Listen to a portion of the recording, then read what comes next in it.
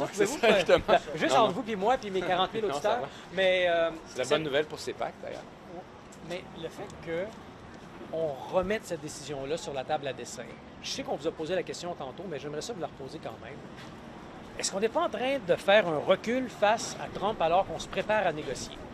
Bien, la nouvelle d'aujourd'hui en est une qui est importante, justement pour tous ceux qui souffrent, que ce soit la guerre commerciale avec les États-Unis ou surtout avec l'état de l'industrie, de l'écosystème qui demande de l'argent depuis longtemps, demande des fonds du fédéral. Vous avez entendu mes amis de l'autre côté de la Chambre demander de l'argent.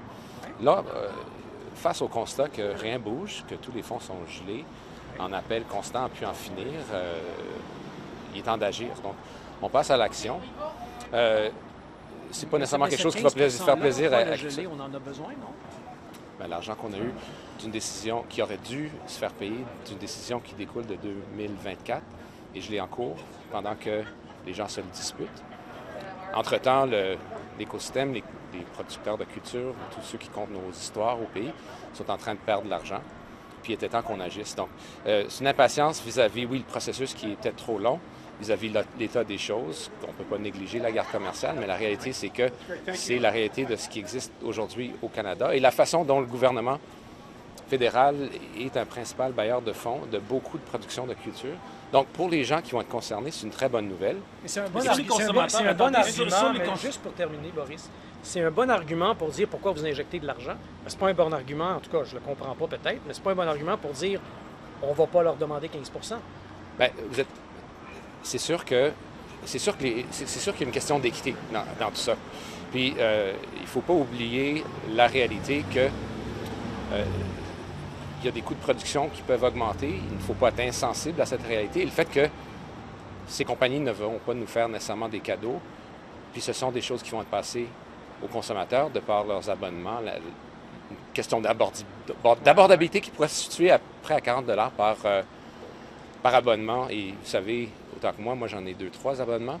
Ça peut coûter très cher en fin de ligne. Non, mais là-dessus, un consommateur qui peut pas... Well, folks, after nearly 2 weeks of excuses and trying to mislead the Canadian public, the Liberals are now backpedaling and admitting that the Conservatives were in fact correct.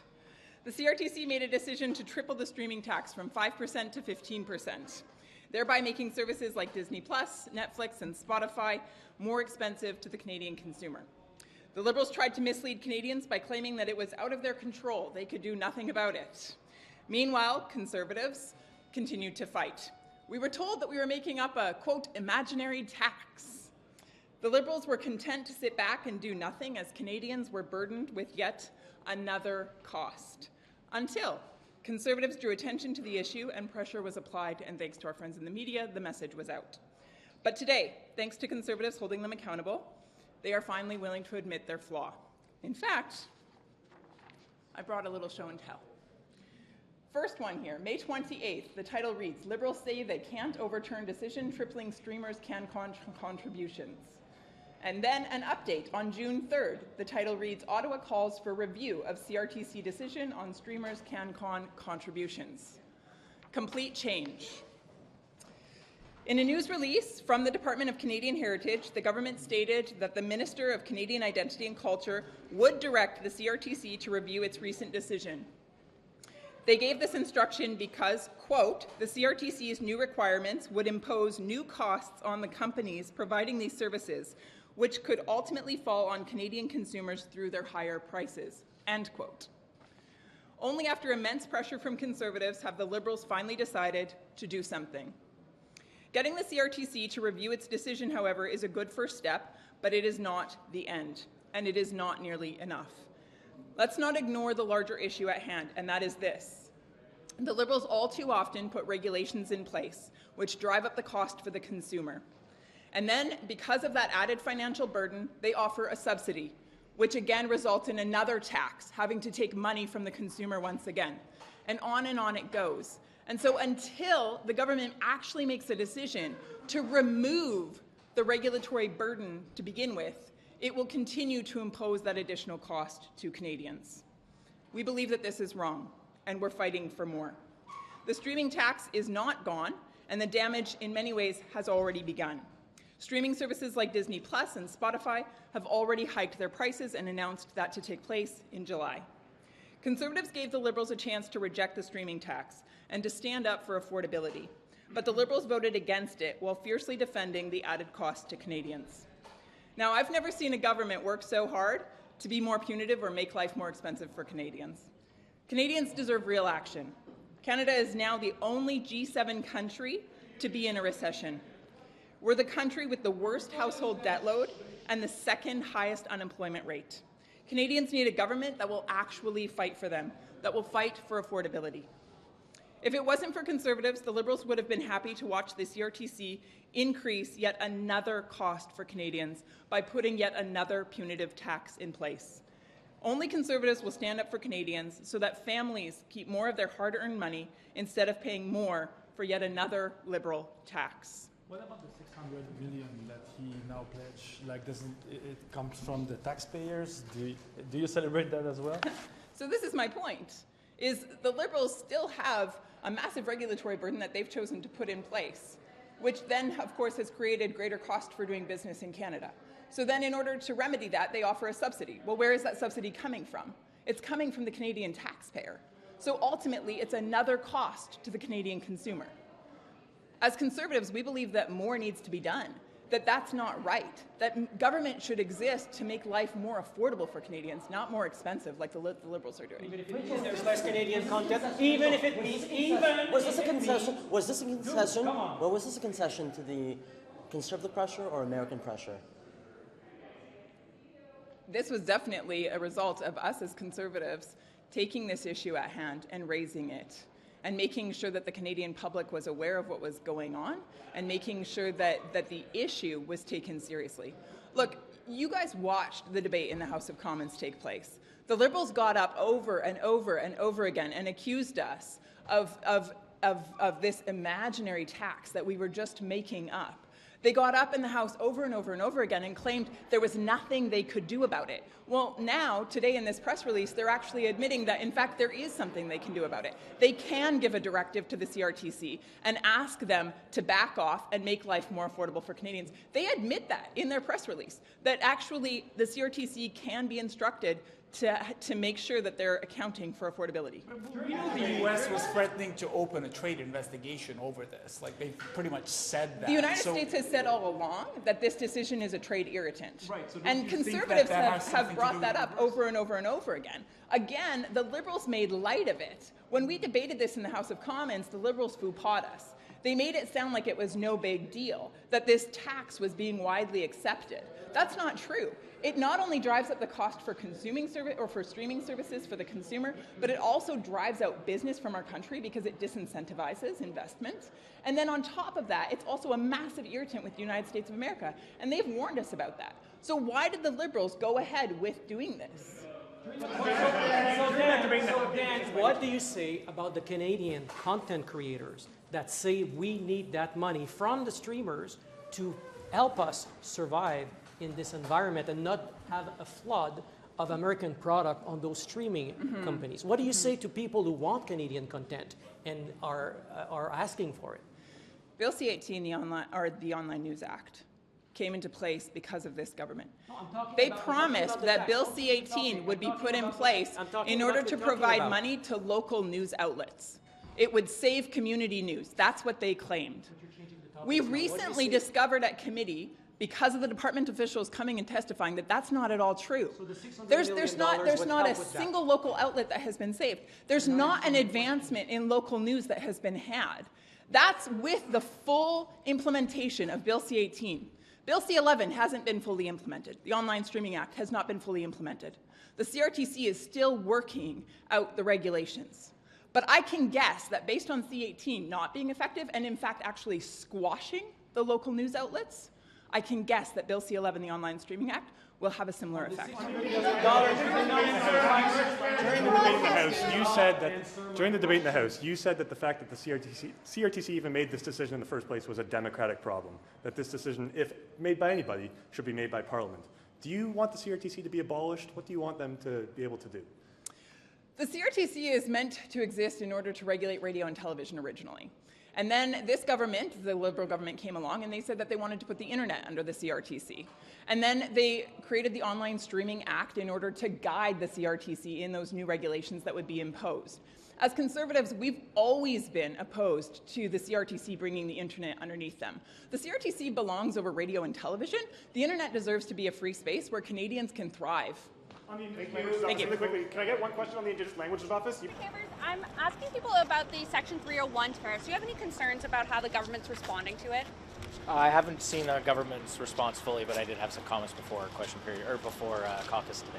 Thank you. Specifically on forced labor, is the government doing enough? No, I don't think it is doing enough. We've been pretty clear about that for some time, even before the U.S. has started asking those same questions, and that's an issue that we've studied at committee and think we should study more, and believe that the government can do far more than what is the laws are currently on the books, including enforcing the laws that are currently there. The CBSA has only stopped about, I think, 2 shipments in the last number of years. The U.S. Is in the thousands. That should make us pause to ask whether our regime is, in fact, effective. We shouldn't do this because the U.S. is asking us to do it. As I said, we've been talking about this issue for some time, as have other parties, including the Bloc and the NDP. So we should continue to work on this to strengthen our laws. Thank you. So much. I wanted to ask you a little bit about the 301 tariffs. I know you've done a lot of work back and forth on the trade file, and also I know you visited China, and there are some concerns I know obviously that the U.S. has about the forced labor. Is the government doing enough right now? Look, the Minister LeBlanc was just in the United States. I had the opportunity to talk to him this morning and the conversations that he had with Ambassador Greer. I was in Washington 2 weeks ago with Ambassador Wiseman. So we're having those conversations. We're absolutely engaged. Of course, Janice Charette, our chief trade negotiator on this file, we're all over it. Yeah, I would say that we're absolutely doing the work that's required, making the case to the U.S. administration about the importance of collaboration and the fact that the economic relationship between our two countries remains and has been very important. So we'll continue to do that work. Is Canada involved in exporting goods that have been sent to Canada using forced labor? So in the last Parliament, there was already legislation that I'd have to go back and look at the voting record, but certainly was supported by multiple parties that puts provisions in place. CBSA has that protocol. I don't want to get in front of what Minister Lamont may have to say about this, or Minister Gary Sandinegri. But look, we have provisions in place. They're recognized around the world, and we'll continue to have them in place, and we'll continue to work on both relationships that are important to Canadian businesses and Canadian consumers on both sides. I do have to get to the House, though. I do have to get to the Chinese EVs? Is there a concern there that any Chinese EVs that are coming into Canada could have been made with forced labor in China? What I would say is any EV that comes into Canada is going to meet our regulatory standard. It's going to ensure that we have the provisions in place to ensure that data and information that are collected from EVs are going to be safe for Canadians. And we'll take the proper measures, including the ones that I just referenced that are in there. Those apply to not only EVs coming from China, but anywhere in the world in terms of what that could look like. So that's a question not just through that bilateral lens, but in all lenses, in the sense that that is the obligation of CBSA and the Government of Canada. I do have to go. Thank you. Well, I mean, first of all, what I would say is that, you know, the ILO brought forward, do you know the ILO? Yeah. Okay, sorry, I never know who knows okay. what. Yeah. But the ILO brought forward a new statute on forced labor, and in fact, under the Harper government, refused to ratify it, and we did in 2019. We also introduced forced labor and supply chain legislation in 2024, and as you heard my colleague in the House, there are a number of measures that are taken to ensure that the supply chain is free of forced labor. I think it's something we all have to stay on top of, because it's not, as you would know from supply chain complexity, it's something that's something that can be very difficult to detect. It's, as a minister previously, as the Minister of Employment and Labor, it's something we talked about at regular intervals at the G20 and the G7, just because of the complexity of supply chains. I mean, if it was one product produced in one place, it would be easier to detect, but that's why we have officials that do that work on behalf of Canada.